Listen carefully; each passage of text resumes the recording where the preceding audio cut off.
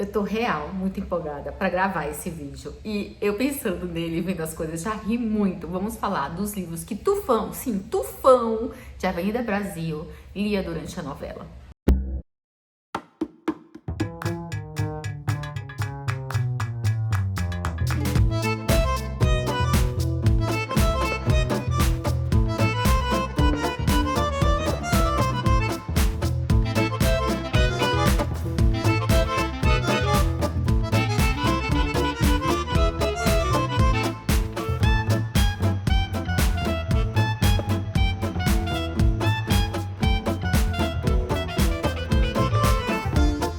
Oi, gente, tudo bem com vocês? Sei que eu tô resgatando uma novela antiga, porém, essa novela foi emblemática, ela deixou personagens que a gente nunca mais vai esquecer, desde a Carminha, que é uma vilã sensacional, desde a Nina, que é uma mocinha meio anti-heroína, e Tufão, que era um personagem, assim, demais. Então, assim, pra quem não lembra muito da novela, a Nina, ela era enteada da Carminha. E a Carminha deixou a Nina no lixão quando o pai dela morreu. Isso gera na Nina a sensação de vingança, meio Conde de Monte Cristo, sabe?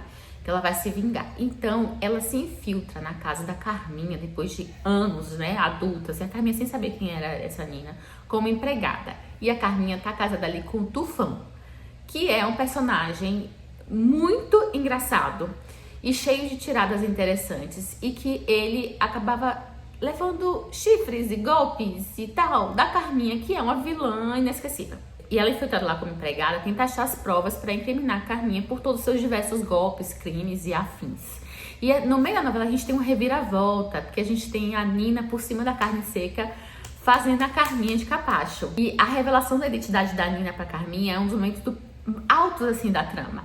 Muito, muito bom. Gente, é novelão que foi retransmitido em vários países. Sensacional. Quem não lembra de oi, oi, oi, oi, oi, oi, e aquele final, papá, né, que aparecia assim sempre quando acabava a cena do final do capítulo, né? Então essa novela foi muito boa. Quem tem 18 mais, a partir de agora, vai lembrar, vai ter lembrança dessa novela. E quem tem a minha idade acompanhou essa novela, que era na época dos tempos áureos da Globo ainda, né? A Nina acabava indicando pra Tufão livros. E eu lembro disso, eu tenho uma lembrança disso. Só que eu nunca tinha parado pra pensar da relação desses livros com o personagem dentro daquele contexto. Porque eram livros que, tipo, tô te dando um toque, cara. Em cada momento específico que tava acontecendo na trama, o livro era um toque pro Tufão perceber o que tava acontecendo ali. Gente, bom demais. Eu peguei uma reportagem que resgata esses livros e tenta fazer conexão. Eu quero saber se vocês já leram os livros que o Tufão leu na novela, e vou comentar um pouquinho também sobre qual eu li ou não. Então é isso, esse vídeo é um vídeo de listas que a gente fica agregando, feliz em preencher, indo atrás dos livros e colocando mais coisas no nosso wishlist pra gente ficar mais doido do que a gente já é. Além dessa matéria em que eu tirei essas associações, eu vou deixar a lista de livros aqui embaixo para vocês colocarem quais vocês já leram, não. Eu vou deixar também o link da Amazon, porque você comprando com o meu link, você me ajuda sem gastar nada mais. Por isso, aproveita, curte, hypa se puder e já segue o canal. Eu nunca falo isso, né? Eu sempre esqueço de falar essas coisas. Todo mundo fala, menos eu. Agora eu vou começar a falar, por mais chato que seja, porque vocês esquecem. Vocês esquecem de fazer isso, isso é importante para o produtor de conteúdo, tá? O autor é o João Emanuel Carneiro. E ele fala o seguinte, cada título mencionado na trama, né, tem a ver com a fase do personagem, com a trama e com as intenções de Nina. É uma forma de ela dar toques sobre a forma como ele conduz sua vida e a infidelidade de Carminha. E ele também fala, Nina levou um frescor para aquela casa. Ela por si só já intriga os moradores da mansão e instiga a curiosidade. Tufão caiu nessa teia. O interesse pela leitura é uma prova concreta deste efeito emocional psicológico. Ele está tentando se tornar uma pessoa mais interessante porque quer se aproximar da Nina, pelo menos intelectualmente. Né? Bem interessante isso. Então vamos lá, os livros. Primeiro livro, Primo Basílio, de Eça de Queiroz. Quem não lembra a história da Luísa, que trai o marido com o primo dela e é chantageada pela Juliana. Dramalhão. Já li esse livro, gosto sim. Mas eu acho que entre ele e o outro do Eça de Queiroz que eu li, Os Maias, eu ainda prefiro Os Maias. Não sei, mexe mais comigo.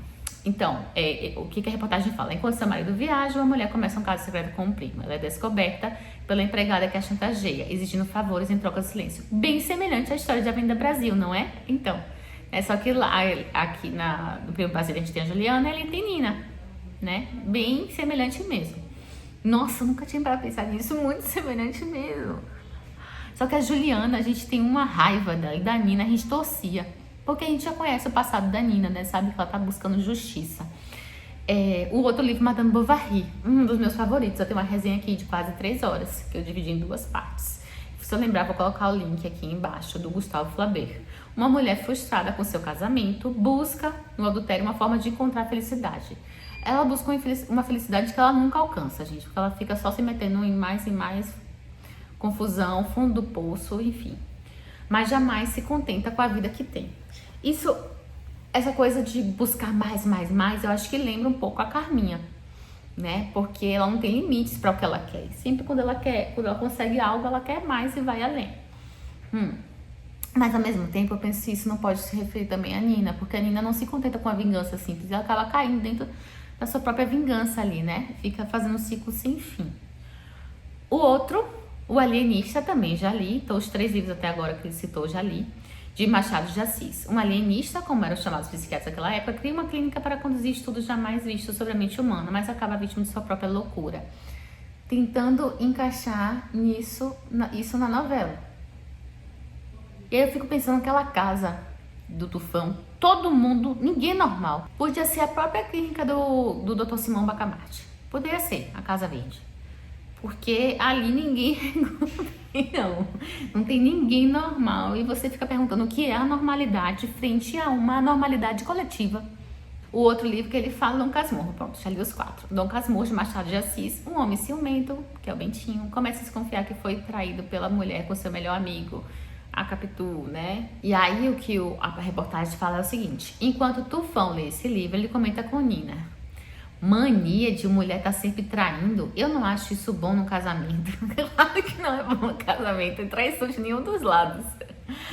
Ou você confia ou não, como eu com a Carminha, pobre iludida. Mas no romance do Dom Casmurro, a gente não tem confirmação que a Capitu traiu. E a minha conclusão é que não é possível chegar a essa informação. Ali a gente sabe que a Carminha tá traindo ele, né? O outro livro que ele cita foi um livro que eu comecei a ler e eu me abandonei. Por que eu me abandonei? Porque eu não abandonei por completo. Eu só falei assim, eu não tô conseguindo entrar nessa leitura agora, mas eu vou fazê-la em breve mesmo. Acredito que até final do ano eu retome ela, que é O Idiota, de Dostoiévski. Um jovem príncipe volta à Rússia após passar vários anos em um sanatório. Mas sanatório, gente, lembrando que não é um local especificamente de pessoas com problemas psiquiátricos. Doenças das mais diversas, crônicas também, tá?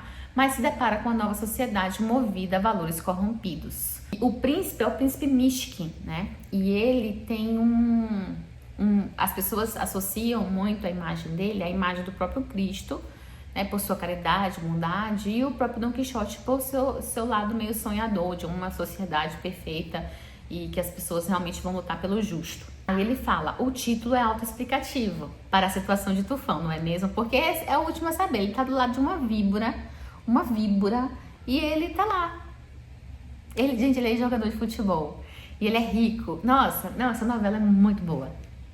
O outro livro que ele fala é Memórias Póstumas de Brás Cubas. Ou seja, adora Machado, né? Porque as 3 principais histórias de Machado estão aqui. Após a morte, o homem narra a história de sua vida a partir de suas memórias. Então, o morto, escritor. Um homem narra a história de sua vida a partir de suas memórias. Na cena em que o livro é mencionado, Tufão pergunta a Nina por que o personagem dedicou a obra aos vermes. Essa pode ser uma referência ao falecido Genésio e aos vermes Max e Carminha. Genésio é o pai de Nina e Max era o amante de Carminha. O outro livro, gente, eu achei muito assim... né? A Nina confiou na potência do Tufão, que é a interpretação dos sonhos do Sigmund Freud. Eu acho que esse livro eu nunca vou ler, eu não tenho interesse específico em lê-lo. Eu, Jamile, do mundo de hoje, nesse momento, nesse contexto, falando sobre isso, né? Eu acho que eu não tenho vontade de ler. O pai da psicanálise interpreta e analisa centenas de sonhos e propõe aqui que a realização de desejos serve como força motriz por trás de nossos sonhos. O sonho é a estrada real que conduz ao inconveniente. Lê Tufão. Acho que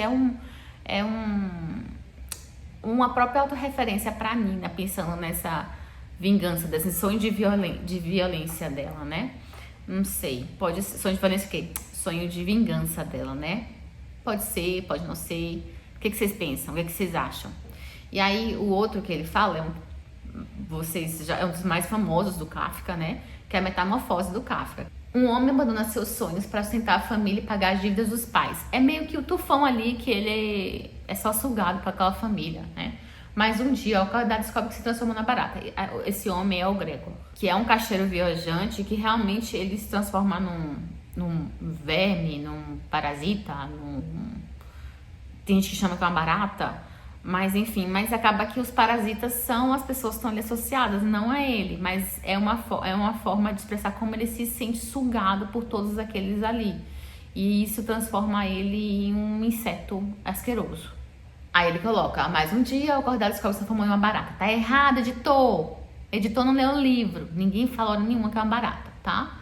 Ficou pegando o resumo da inteligência artificial, não foi? A narrativa sugere que, ao se ver preso em situação deplorável, o indivíduo teme que todos ao redor sintam repulsa ou vergonha quando descobrir a transformação. Quem pode estar sendo sugado ali, a gente já falou que é o próprio Tufão, né? O outro, nossa, achei também bem demais. O banquete de Platão, Nina.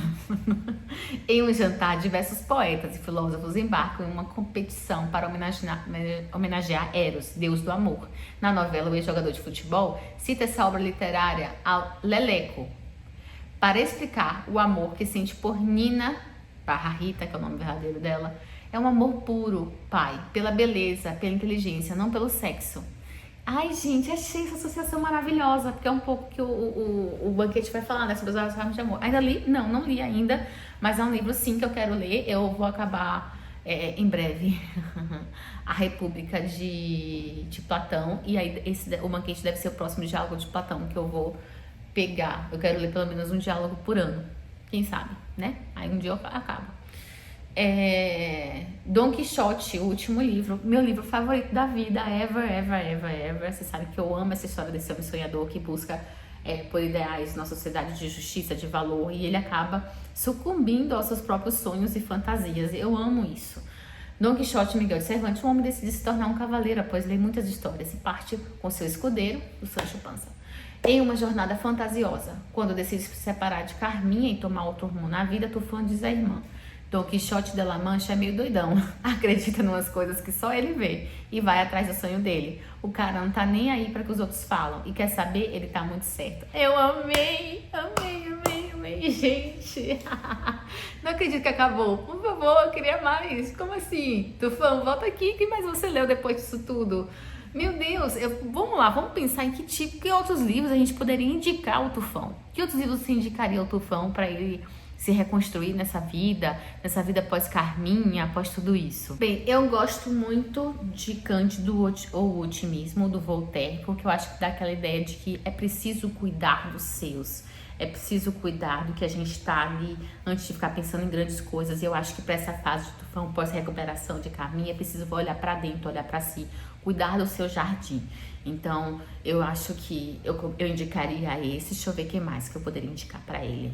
Eu acho que David Copperfield é uma história que a gente tem uma quebra no relacionamento de uma forma diferente e que esse homem tem que seguir. E por que não o Tufão virar um escritor, né? Acho que ele viveu do alto, o baixo, recuperação, ele viveu muitas coisas. Ele pode usar isso para se expressar como um grande escritor, escrever belas histórias. Agora que ele é tão letrado, né, que ele já leu obras tão grandiosas como essas. Acho também que, entrando naquele lugar comum, o Pequeno Príncipe seria interessante para ele, porque a gente aprende o valor da vida comum, da coisa simples. Indicaria para ele também Diário de um Homem Supérfluo, do Turguniev, porque por um tempo o Tufão ficou aquele homem à deriva que não sabia o que fazer, não sabia para onde ir. Então ele pode reconhecer o papel em que ele estava aí naquele momento e agora resolver